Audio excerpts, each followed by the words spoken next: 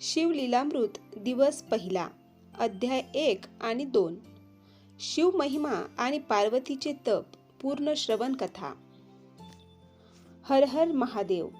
ओम नमः शिवाय. शिवभक्तांनो, मन शांत करा, श्वास हळू घ्या आणि समोर भगवान महादेवांचे दिव्य रूप मनात उभे करा. जटांमध्ये गंगा, कपाळावर अर्धचंद्र, गळ्यात नाग, अंगावर भस्म, डोळ्यात अपार करुणा. मनात 3 वेळा म्हणा, ओम नमः शिवाय, ओम नमः शिवाय, ओम नमः शिवाय.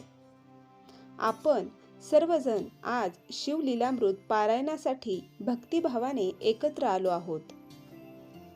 ज्यांना वाचता येते त्यांनी वाचावे आणि ज्यांना वाचता येत नाही त्यांनी श्रद्धेने ही कथा श्रवण करावे. वाचन केले तरी पारायण आणि भक्तिभावाने ऐकले तरीही पारायण.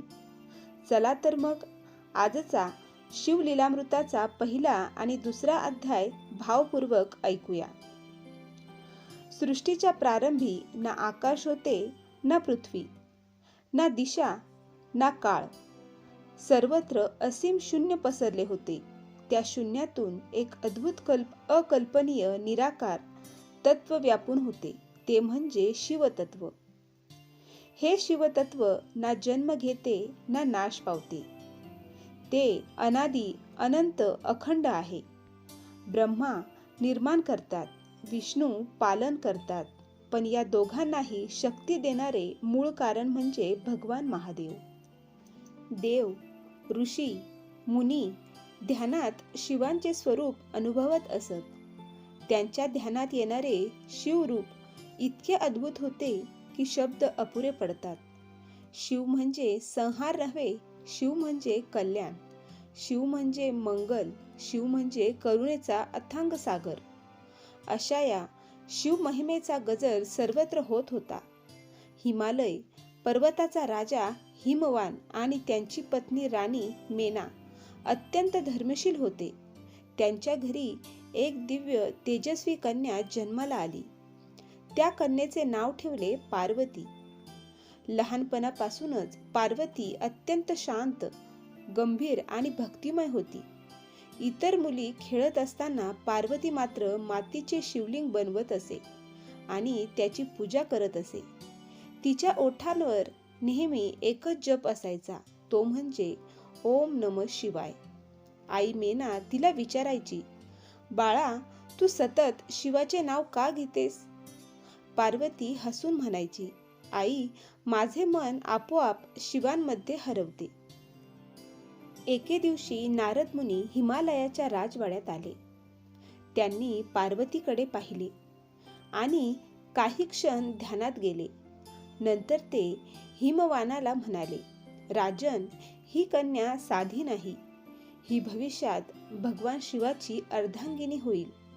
हे ऐकून हिमवान आणि मेना आश्चर्यचकित झाले, पण पार्वती मातेच्या मनात मात्र अद्भुत आनंद उसळला होता. तिने त्या क्षणापासून एकच संकल्प केला, शिवांनाच पती म्हणून प्राप्त करायचे. दरम्यान तारकासूर नावाचा राक्षस अत्यंत शक्तिमान झाला होता. त्याने देवांना त्रास देणे सुरू केले. त्याला वरदान होते की शिवपुत्रांशिवाय त्याचा वध होणार नाही.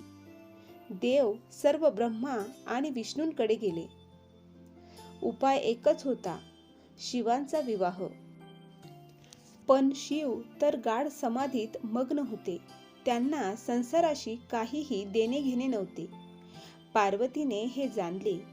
तिने ठरवले, मी तप करीन आणि कठोर तप सुरू केले. तिने राजमहल सोडले, रेशमी वस्त्रे सोडली, अलंकार सोडले, साधे वस्त्र परिधान केले आणि घनदाट जंगलात गेली.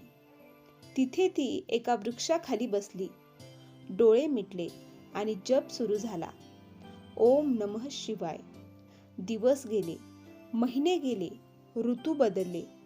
उन्हाळ्याच्या कडक उन्हात ती तशीच बसून राहिली. पावसाच्या धारांनी ती भिजत राहिली.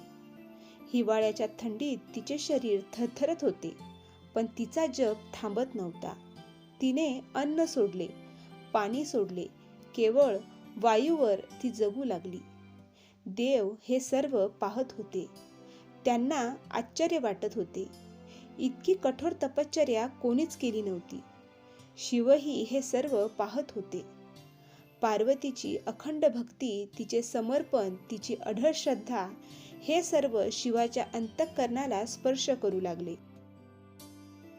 भक्तांनो, इथेच या अध्यायाचा मुख्य संदेश आहे.